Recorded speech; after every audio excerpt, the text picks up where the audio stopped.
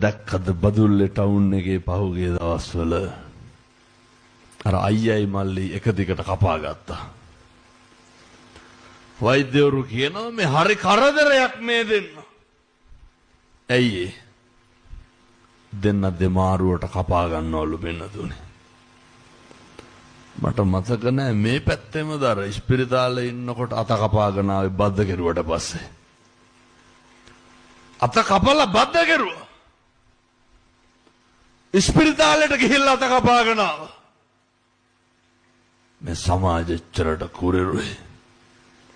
මැදවච්චි. සුමානයක් ඇති. පුතා අම්මට පොරවෙන් කෙටුවා. දකින්න ඇති මං හිතන්නේ. මොනවාද මේ පිට වෙන්නේ? පිටුතුනේ මේ සංසාරේ අරගෙන එන වෛරය. මං යෝජනා කරන්නේ ඒකයි. මරෙන්න කලින් වෛරය නවත්තන්න. මේකේ පිරිමහන්න දෙයක් නැහැ. එදිරිවාදිකම් පිරිමහන්න දෙයක් නැහැ. වෛරකාරකම් පිරිමහන්න දෙයක් නැහැ. කාලෙකින් හම්බෙච්ච මනුෂ්‍ය ආත්ම භාවය කුසලස්ස උපසම්පදා කුසල් විතරක් කරගෙන මැරෙන්න පින්නතුනේ.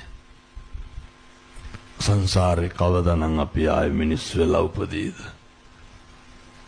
සංසාරේ කවදා මේ වගේ ධර්මාසනයක් ඉදිරියේ ජීවමාන මගේ තථාගතයන් වහන්සේ ඉදිරියේ වැඩ ඉන්නාසේ මහා සංඝ රත්නය ඉදිරියේ ඉඳගෙන කවදානම් පින්නතුනි පන්සිල් අරගෙන බණ අහන්නද?